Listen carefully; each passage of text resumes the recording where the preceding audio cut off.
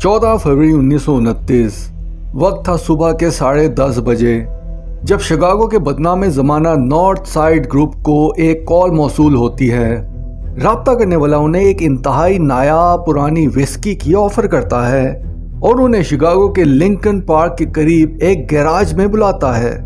यह south gang दरअसल bugs Moran नामी एक क्रिमिनल का था जो शुमाली शिकागो में काफ़ी एक्टिव था। नॉर्थ साइड गैंग के लोग जब इस पते पर पहुंचे तो वहां अचानक पुलिस की वर्दी में मलबूस 4 लोग आ गए और मशीन गन से पूरे गैंग पर फायर खोल दिया, जिसके नतीजे में 7 अफराद मौके पर ही हलाक हो गए। ये पुलिस एहलकार दरअसल जाली पुलिस एहलकार थे, क्योंकि ये खुद एक क्रिमिनल गैंग का हिस्सा थे जो कि जैक मैकगर्न नामी एक मुजरिम का था और खुद मैकगर्न दोस्त था तारीख के एक बहुत बड़े गैंगस्टर एल कैपोन का, जिस पर इस सारी वारदात का इल्जाम आयद हुआ।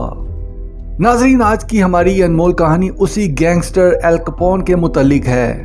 एल कैपोन कौन था, वो किन बड़े बड़े जराइम में मुलविस था, उसे किस जुर्म की वजह से सजा भी हुई और लोग उसे रॉबिन हुड क्यों कहते थे, ये सब जान सकेंगे आप आज की इस अनमोल कहानी में। और अगर आप इस चैनल में नए हैं तो सब्सक्राइब करके बेल आइकन का बटन भी प्रेस कर दें ताकि आपको हमारी आने वाली तमाम वीडियोस मिलती रहें। नाजरीन, एल कैपोन का असल नाम अल्फोंस गैब्रियल कैपोन था। वो 17 जनवरी 1899 में न्यूयॉर्क ब्रुकलिन में पैदा हुआ। एल कैपोन का बाप गैब्रियल, जो कि एक इटालियन था, एक अच्छे खासे घर से ताल्लुक रखता था। उन्होंने 1894 में इटली को खैराबाद कह के अमेरिका को अपना मस्कन बनाया। वो एक ग्रेजुएट थे और अमेरिका में शिफ्ट होने से कबल नेपल्स में बतौर हजाम खिदमत सरंजाम दे रहे थे, जबकि एल कैपोन की वालदा, जिसका नाम ट्रेसा था, 1 दर्जन थी। एल कैपोन के कुल 8 बहन भाई थे, जिनमें से 6 भाई और 2 बहनें थीं। अमेरिका शिफ्ट होने के बाद एल कैपोन का खानदान ब्रुकलिन में नेवी यार्ड के करीब आकर रिहाइश पजीर हुआ। एल कैपोन ने एक नॉर्मल से कैथोलिक स्कूल से बुनियादी तालीम हासिल की। स्कूल के दिनों में एल कैपोन एक ज़हीन और लाइक स्टूडेंट था, लेकिन जब वो 14 बरस का हुआ तो उसने अपनी एक टीचर को ही स्कूल में पीट डाला, जिसकी वजह से उसे स्कूल से बेदखल कर दिया गया। तालीम को खैराबाद कहने के बाद एल कैपोन ने कई छोटे मोटे काम शुरू कर दिए। इसके अलावा वो बेसबॉल का एक दरमियाना खिलाड़ी भी था। यही वो वक्त था जब उसे जॉनी टोरियो नामी शख्स मिला, जो न्यूयॉर्क का एक जाना माना गैंगस्टर था। एल कैपोन ने 1915 के दौरान में हार्वर्ड इन में बाउंसर और बारटेंडर के तौर पर भी काम किया। यह वक्त उसके शिकागो में गैंगस्टर के तौर पर मशहूर होने से पहले का था। नाजरीन, एल कैपोन को उसके चेहरे पर बने 2 जख्म के निशानात की वजह से स्कारफेस के निक नेम से भी पुकारा जाता था। ये जख्म के निशानात एक झड़प के दौरान उसे हासिल हुए थे, जब वो एक बाउंसर के तौर पर काम करने वाला नौजवान था। दरअसल उसने एक लड़की से बदतमीजी की, जिसके बाद उस लड़की के भाई ने जवाबी तौर पर एल कैपोन के चेहरे को उस तरह से जख्मी कर दिया, जिसकी वजह से सारी जिंदगी उसके चेहरे पर कट के 2 निशानात नुमाया रहे। नाजरीन, जॉनी टोरियो था वो शख्स जिसने एल कैपोन को जराइम की दुनिया से मुतारिफ करवाया। जुर्म की दुनिया में आने के बाद इन दोनों ने जल्दी एक मुकम्मल गैंग तैयार कर लिया और कई छोटे मोटे जराइम सरंजाम देने लगे। इस दौरान एल कैपोन ने 1918 में एक आयरिश लड़की मे कॉगलिन से शादी कर ली, जिससे उसका एक बेटा हुआ जिसका नाम एल्बर्ट फ्रांसिस रखा गया। एल कैपोन ने हमेशा अपनी बीवी और खानदान को अपने गैर कानूनी कामों से दूर ही रखा। वो एक अच्छा शौहर और बेहतरीन बाप साबित हुआ, लेकिन इसके बावजूद वो कई गैर कानूनी हरकतों में भी मुलविस रहता था। जैसे एक कॉल गर्ल के साथ ताल्लुकात की वजह से वो जिनसी बीमारी में भी मुब्तला रहा। अपनी बीवी और बेटे के साथ एल कैपोन जल्द ही बाल्टीमोर में शिफ्ट हो गया और वहाँ एक कंस्ट्रक्शन कंपनी में काम करने लगा। लेकिन कुछ ही अरसे के बाद उसे जॉनी टोरियो ने कोलोसीमो के गैंग में आने की दावत दी, जिसे एल कैपोन ने फौरन ही कबूल कर लिया। 1918 के आखिर तक एल कैपोन के अमेरिका के कई गैंग्स के साथ राब्ते हो गए, जिसमें जूनियर 40, द बोरी बॉयज, द ब्रुकलिन रिपर्स और द 5 पॉइंट्स गैंग्स शामिल हैं। इनमें से 5 पॉइंट्स गैंग बुनियादी तौर पर आयरिश अमेरिकन निजात अफराद पर मुश्तमिल एक मुजरमाना गैंग था, जो लोअर मैनहट्टन के इलाके में कायम किया गया था। नाज़रीन, ये 1920 की बात है जब एल कैपोन शिकागो शिफ्ट हो गया। اس نے شروع میں جونی ٹوریو کے فورٹ ڈیوسس کے لیے بھی مینیجر کے طور پر کام کیا۔ یہاں کپون نے ٹوریو کا اعتبار جیتنے کے لیے کافی محنت کی، جس کی بنا پر جلد ہی ٹوریو نے اسے مزید اچھے عہدوں سے نوازنا شروع کر دیا۔ کپون کے آنے سے ٹوریو کا یہ بزنس مزید بڑھتا گیا اور اس کی وجہ سے کئی گینگز ان کے دشمن بھی بن گئے، جن میں سے سب سے مشہور نارتھ سائڈ گروپ تھا۔ بگز موران، جو نارتھ سائڈ گروپ کا لیڈر تھا، اس اٹیلین گروپ کا سب سے بڑا دشمن بن گیا۔ اسی دوران 1923 میں میئر کا الیکشن ہوا، جس میں ولیم ای ڈیور نے جیت حاصل کی۔ ٹوریو جانتا تھا کہ اب اس کے لیے مشکلات پیدا ہو سکتی ہیں، اس لیے اس نے جلد ہی اپنا بزنس شکاگو کے ایک علاقے سیسرو میں شفٹ کر دیا۔ جلد ہی پورے سیسرو میں ٹوریو کا توتی بولنے لگا۔ اس وقت تک ٹوریو اور الکپون کے کئی دشمن پیدا ہو چکے تھے، جس کی وجہ سے کچھ ہی عرصے کے بعد 1924 میں ٹوریو کے ایک اسسٹنٹ کا قتل ہو گیا اور اسی دوران الکپون اور ٹوریو پر حملہ بھی ہوا۔ اس واقعے کے بعد کپون نے اپنی سیکیورٹی مزید سخت کر دی اور تقریباً انڈر گراؤنڈ رہنے لگا۔ پھر 12 جنوری 1925 کو جونی ٹوریو پر ایک شدید قاتلانہ حملہ ہوا، جس میں وہ بال بال بچا۔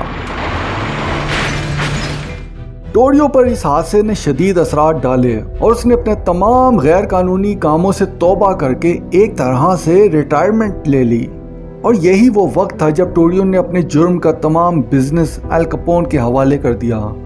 26 سالہ الکپون اب اس جرم کی آرگنائزیشن کے تمام تر سیاہ سفید کا اکیلا مالک بن چکا تھا۔ الکپون نے بزنس سنبھالتے ہی شراب کی سمگلنگ، جوئے بازی، غیر قانونی کاروبار، جسم فروشی اور منشیات کی سمگلنگ جیسے کئی غیر قانونی کام شروع کر دیے۔ اسی دوران اس کی دولت بے تحاشا بڑھنے لگی اور وہ ایک لگژری لائف گزارنے لگا۔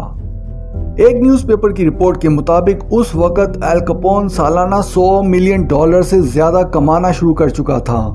اب الکپون نے اپنے رورنگ 20s کی ایج میں اٹیلین امریکن منظم جرائم کے گروہ شکاگو آؤٹ فٹ کے شریک بانی اور باس کے طور پر شہرت حاصل کر لی تھی۔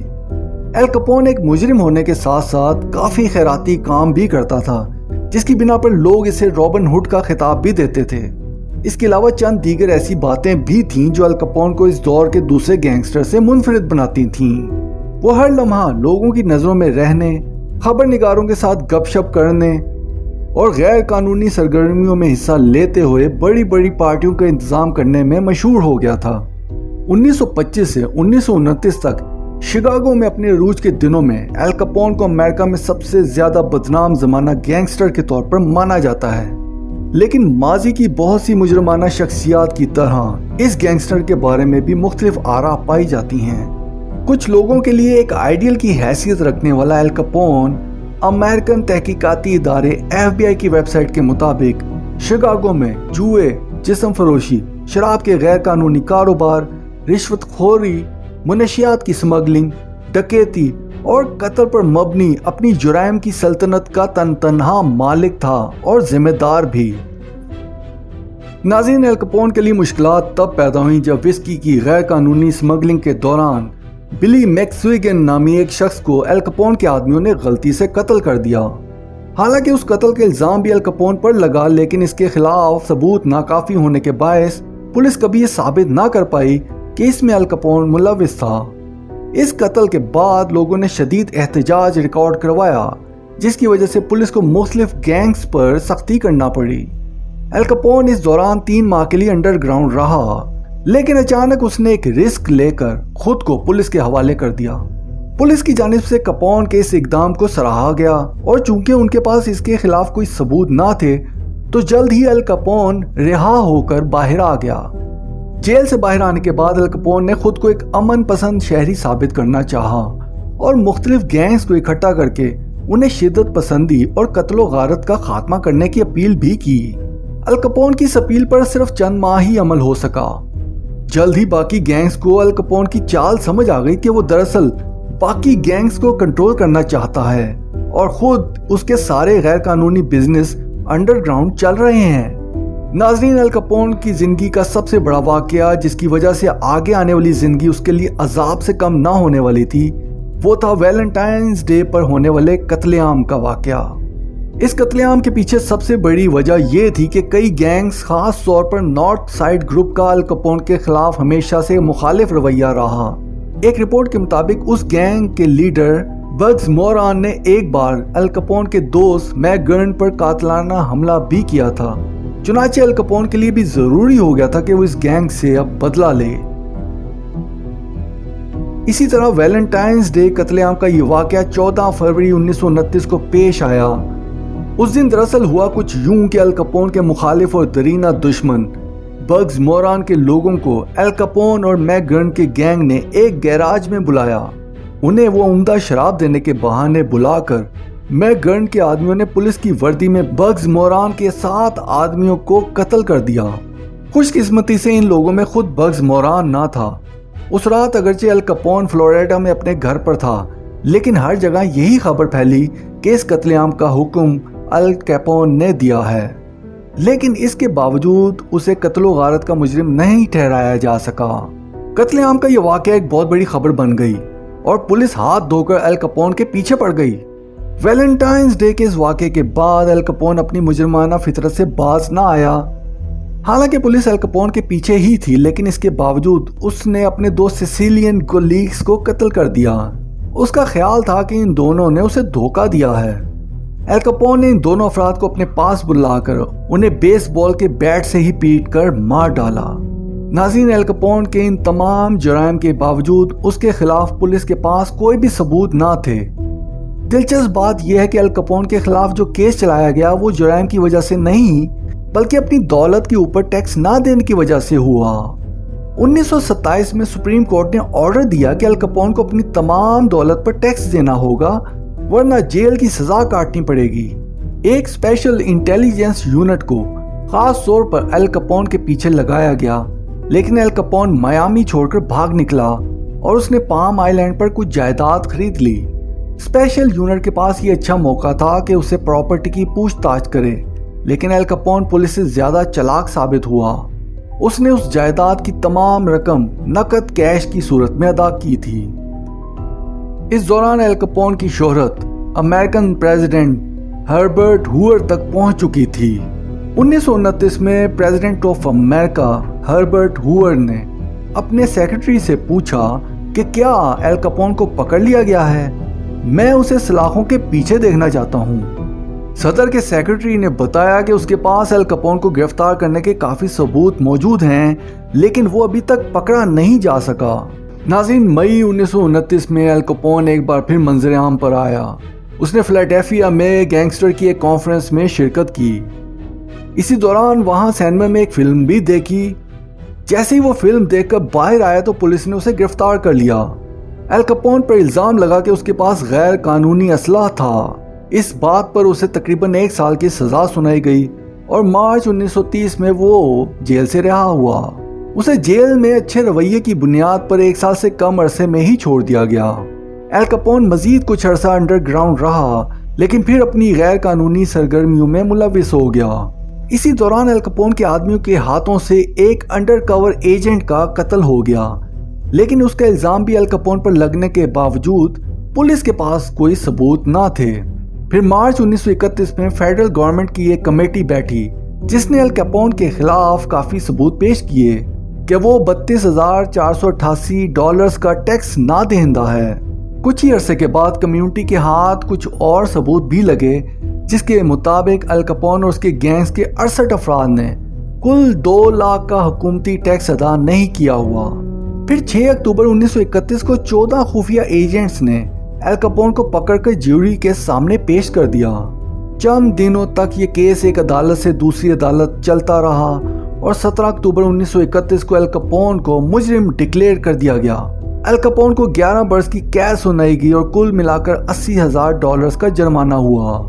अल कैपोन को मुख्तलिफ जेलों में रखा गया। फिर अगस्त 1934 में उसे सैन फ्रांसिस्को की बदनाम जमाना जेल एल्काट्राज में मुंतकिल कर दिया गया, जहां वो 1939 तक रहा। एक रिपोर्ट के मुताबिक इसी दौरान अल कैपोन की ज़हनी सलाहियतें काफ़ी बिगड़ चुकी थीं। जेल से बाहर आने के बाद अगले चंद साल तक वो पाम हाउस में अपनी बीवी के साथ ही रहा और आखिरकार 25 जनवरी 1947 को 48 बरस की उम्र में دل کا دورہ پڑنے سے اس کا انتقال ہو گیا۔ ناظرین، اس دنیا میں غلط طریقوں سے ال کپون کی طرح لوگ جتنی مرضی دولت، طاقت اور شہرت حاصل کر لیں، آخر میں اس کا انجام ہمیشہ برا ہی ہوتا ہے۔ شاید یہی وجہ ہے کہ ال کپون کو اپنے عروج کے فوراً بعد زوال کا سامنا کرنا پڑا۔ ناظرین، اگر آپ کو ہماری ویڈیو پسند آئی ہے تو لائک اور سبسکرائب لازمی کیجیے گا۔ ہماری ویڈیو کو اپنے دوستوں سے بھی شیئر کریں۔ اپنی رائے کا اظہار کامنٹ سیکشن میں لازمی کیجیے گا۔ اگلی انمول کہانی میں پھر ملاقات ہوگی، تب تک کے لیے گڈ بائے۔